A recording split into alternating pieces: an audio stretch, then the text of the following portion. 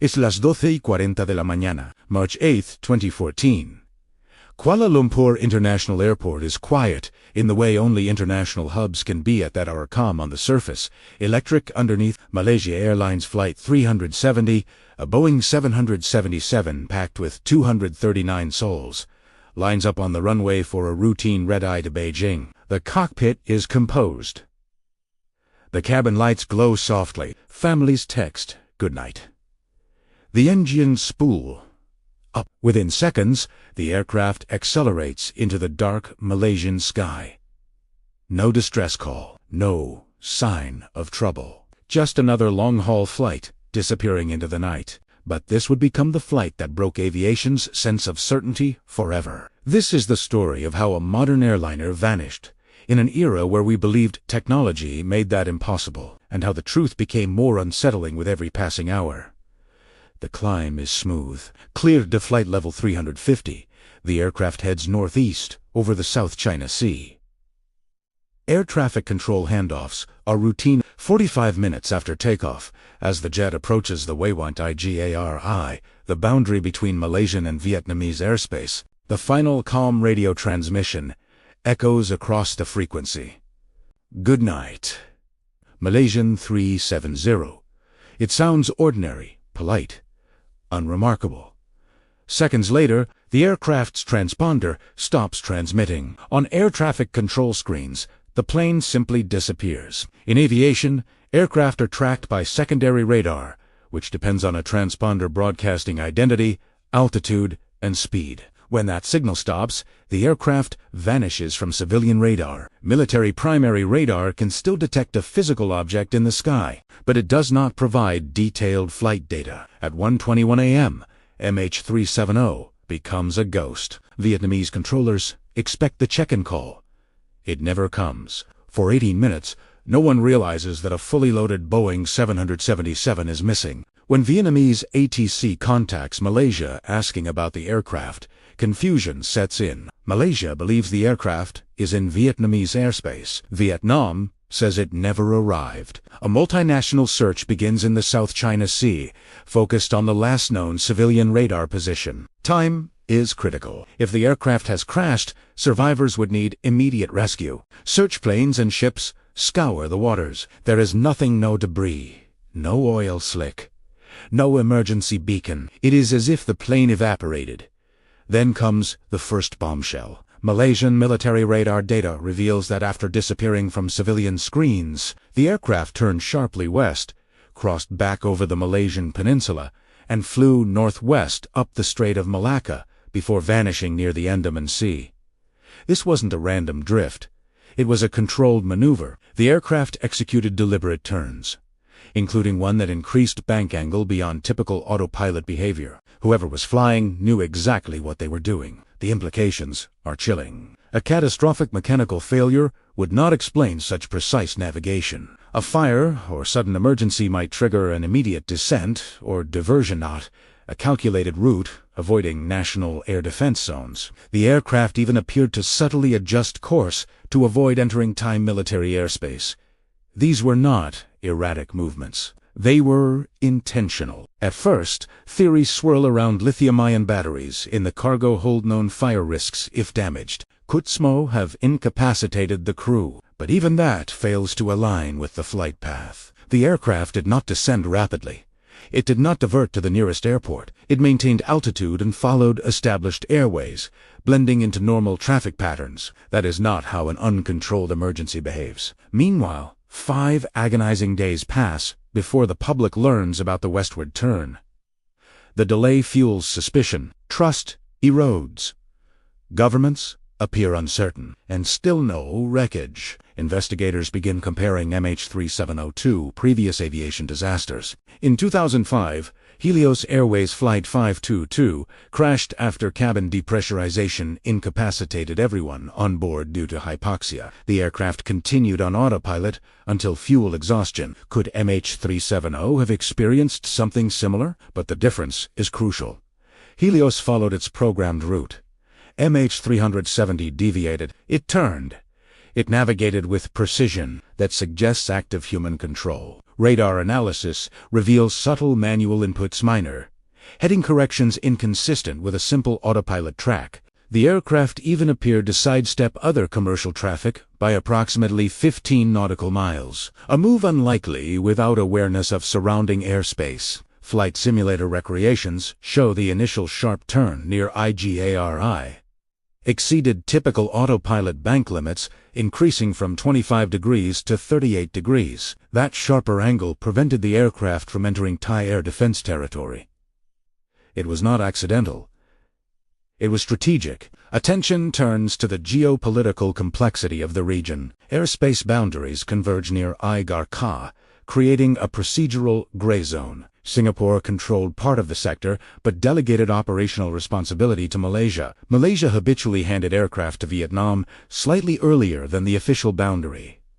It was, in essence, a bureaucratic blind spot. If someone wanted a location where oversight momentarily blurred, this was it. As search crews continue scanning the South China Sea in vain, a breakthrough emerges from an unexpected source: satellite data. When the aircraft powered up before departure, its satellite data unit (SDU) logged onto an Inmarsat communications satellite. Around the time the transponder vanished, the SDU connection dropped. Then, at 2:25 a.m., nearly an hour after the disappearance, the aircraft reconnected with a log-on message suggesting a temporary power interruption. Even more astonishing, the aircraft continued sending automated hourly handshake signals to the satellite for nearly 7 hours. These pings did not provide location directly, but engineers could calculate distance from the satellite by measuring signal timing delays. Each ping formed an arc across the globe-ring where the aircraft could have been at that moment. 7 arcs. 7 potential positions. When investigators plotted possible routes consistent with the arcs and aircraft performance data, 2 broad corridors emerged, one north towards Central Asia, the other south into the Indian Ocean. Analysis of Doppler frequency shifts the subtle change in signal frequency caused by motion. Ruled out the northern path. The aircraft had flown south, deep into the remote southern Indian Ocean. This revelation shifted the search 3,000 miles away from initial efforts. Australia took the lead. The new search zone was one of the most isolated stretches of ocean on Earth, hundreds of miles from shipping lanes, battered by storms, and thousands of meters deep. Satellite imagery showed possible debris fields, but each lead dissolved upon inspection. The search scale was staggering. Tens of thousands of square miles of ocean floor mapped with sonar. Autonomous underwater vehicles scanned terrain as rugged as mountain ranges. Costs soared into the hundreds of millions. Still nothing. For context, investigators looked back to Air France Flight 447, which crashed in 2009 over the Atlantic. Despite known flight path, accurate last position, and floating debris found within days, it still took 2 years and multiple expeditions to locate the wreckage at a cost exceeding $40 million. MH370 had none of those advantages. As weeks turned into months, hope for survivors faded. But the mystery deepened. Acoustic monitoring stations detected unusual underwater sounds around the estimated impact time. However, triangulation placed them northwest of satellite predictions. The signals were deemed the black box locator beacons, designed to emit for 30 days, likely fell silent before search teams could pinpoint them. Then, in 2015 and 2016, debris began washing ashore on Reunion Island and along eastern African coastlines. A flaperon confirmed by serial numbers as belonging to MH370 overleaded that the aircraft had indeed ended in the southern Indian Ocean. Ocean drift modeling aligned with the 7th satellite arc. The theory held, but the wreckage itself remained hidden beneath miles of water. The focus shifted from where to why. If this was deliberate, who was responsible? 2 Iranian passengers traveling on stolen passports initially raised alarms. Interpol investigations revealed they were asylum seekers, not terrorists. No other passengers or crew presented clear extremist links that left the flight crew. The first officer was young, in training, nearing certification as a Boeing 777 pilot. His background showed no red flags. The captain, however, was experienced over 18,000 flight hours. A respected instructor, politically aware. Days before the flight, a prominent opposition leader, with whom he reportedly sympathized, had been sentenced to prison. Some speculated emotional distress or political protest as motive, but speculation is not evidence. Investigators discovered flight simulator data at the captain's home showing a route into the southern Indian Ocean resembling the projected path of MH370. The data was incomplete, recovered from deleted files. It raised questions, but proved nothing conclusively. Simulation of unusual routes is not uncommon for enthusiasts. Still, the similarity was haunting. If deliberate, the scenario might have unfolded like this. Shortly after the final radio call, the captain ensures he is alone in the cockpit, perhaps sending the first officer out briefly. He switches the transponder to standby. The aircraft disappears from civilian radar. He disables communication systems by cutting power sources, preventing automatic alerts. The plane turns west, manually navigated across Malaysia. Reaching safe distance from military radar, power is restored. The satellite unit reboots, explaining the 2:25 a.m. log-on. Autopilot engages for the long southern journey. Cabin depressurization, if it occurred, would incapacitate passengers silently. The aircraft continues south until fuel exhaustion triggers engine flight. The final handshake occurs as emergency power briefly reactivates systems. Then silence. Boeing simulations suggest that once fuel is depleted, asymmetric thrust loss would induce a turn before total power failure. Without pilot input, the aircraft would enter a steep descent. If controlled, it might glide briefly. Either way, impact occurs. Near the seventh arc, years pass. Official searches conclude without success. A private company conducts another search in 2018 again without locating the wreckage. Families remain suspended between grief and uncertainty. Aviation authorities implement reforms. Real-time aircraft tracking, improved satellite communication, oversight, and cockpit occupancy rules requiring 2 individuals present at all times, lessons reinforced by the later Germanwings tragedy. MH370 shattered the illusion that commercial aviation is omnisciently monitored. It exposed blind spots, technological, procedural, geopolitical. It revealed that even in a hyper-connected world, vast areas remain beyond immediate oversight. And it left 239 lives without a definitive ending. The ocean keeps its secrets well, but technology evolves.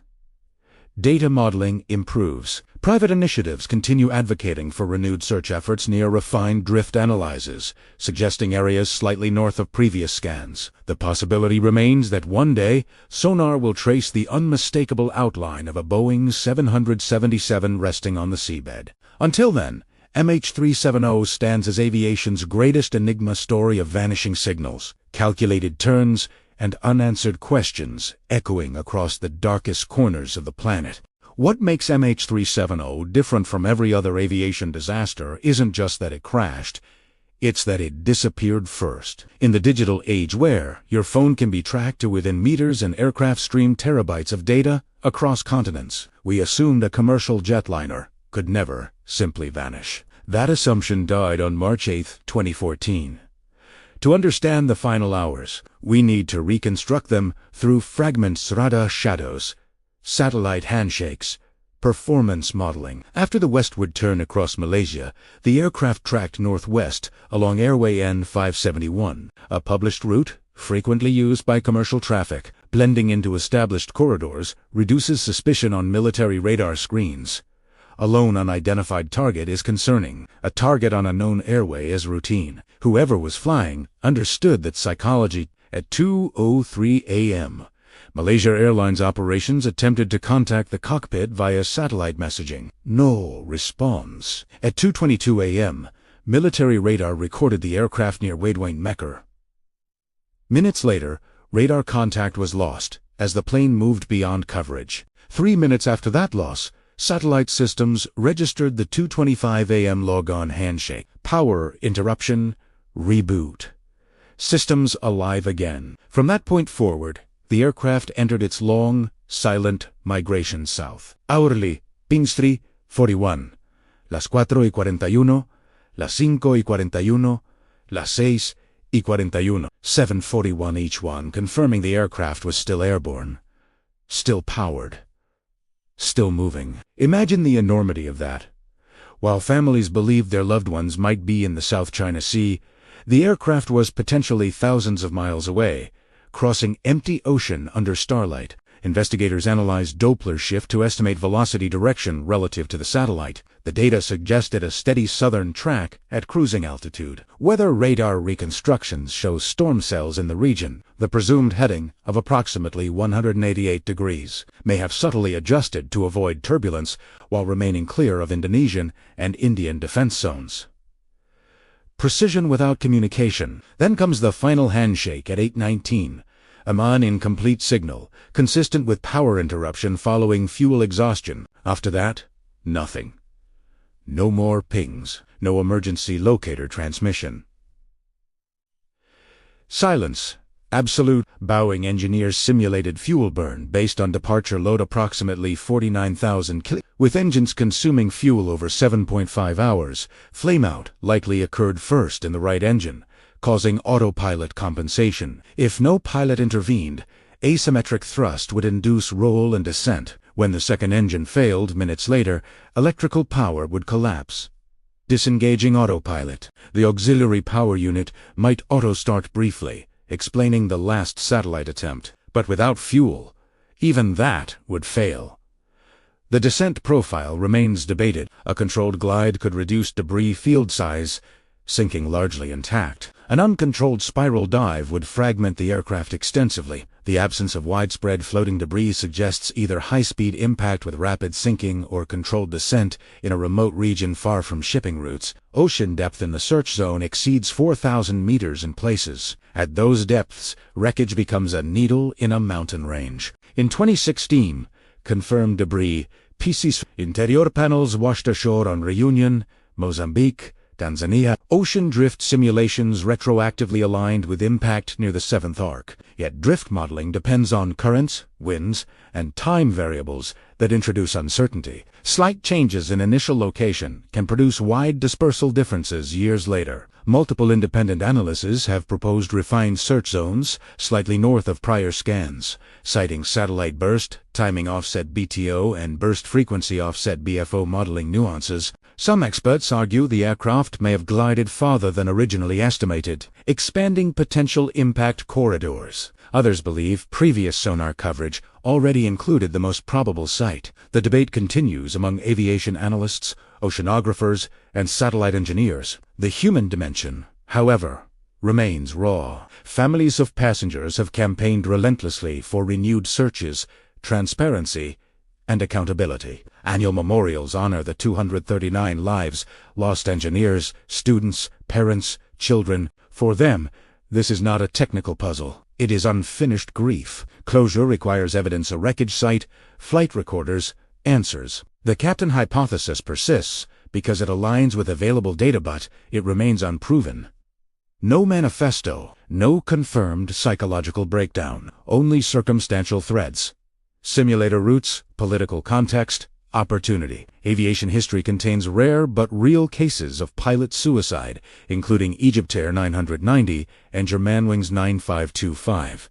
But each case had clearer flight data and cockpit voice recordings confirming intent. With MH370, absence of wreckage means absence of certainty. Alternative theories: hijacking by third party, cyber interference. Catastrophic onboard fire have been examined and largely discounted due to lack of supporting evidence. A rapid-fire scenario would likely produce erratic altitude changes and possible emergency transmissions. A struggle in the cockpit might generate inconsistent flight paths. Instead, MH370 followed structured airways, maintained altitude, and executed strategic turns. The data leans toward deliberate, methodical control. Technologically, the tragedy triggered reform. The International Civil Aviation Organization, IC, introduced Global Aeronautical Distress and Safety System (GAD) recommendations requiring aircraft tracking at least every 15 minutes and every minute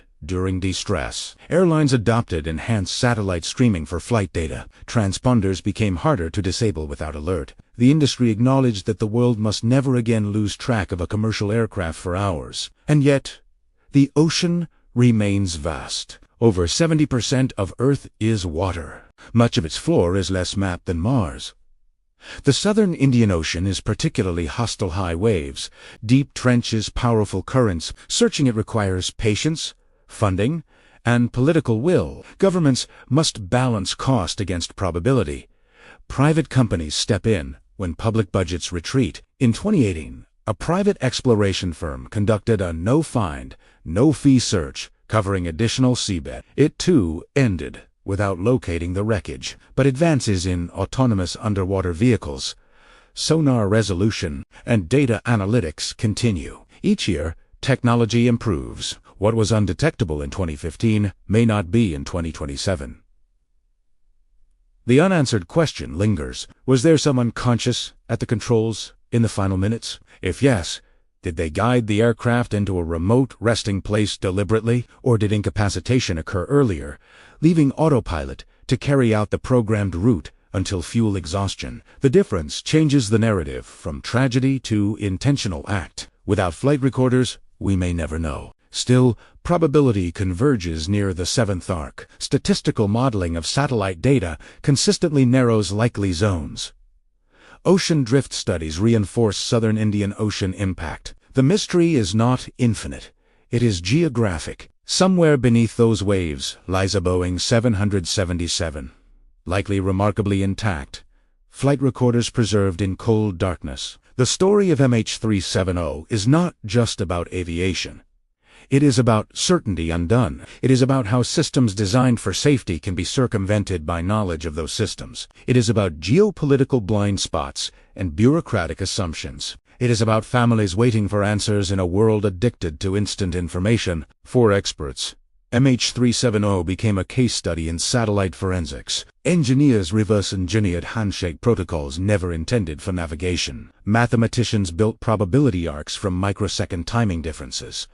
Oceanographers simulated years of drift from a single flight. It was science, under pressure, global, collaborative, relentless. And yet, even with all that intellect and technology, the ocean still whispers instead of answers. One day, perhaps through renewed search efforts guided by improved drift inversions and refined BFO modeling, sonar will scan an anomalous shape, a debris field, consistent with a wide-bodied jet. Remotely operated vehicles will descend, lights piercing darkness.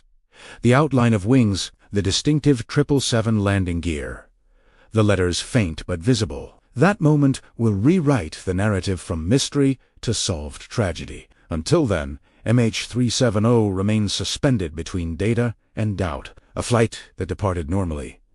A routine handoff. A calm goodnight. Then, silence. And here is the uncomfortable truth. Aviation is safer today because of this disappearance. Systems were strengthened. Tracking became mandatory. Oversight improved, but those improvements were paid for by 239 lives whose final moments remain unseen. We live in a world that believes nothing can truly vanish. MH370 proved otherwise. It showed that even in an age of satellites and algorithms, the planet still holds spaces where certainty dissolves. Somewhere in the southern Indian Ocean lies the final chapter of this story, written in twisted aluminum and silent recorders, waiting. The engines spooled down. The fuel ran dry. The sky gave way to ocean, and for over a decade, the world has been listening for an echo that has yet to return. This is not just aviation's greatest mystery. It is a reminder that answers exist even when they are buried miles beneath the surface. And one day, whether through persistence, technology, or sheer human refusal to give up, the silence will break.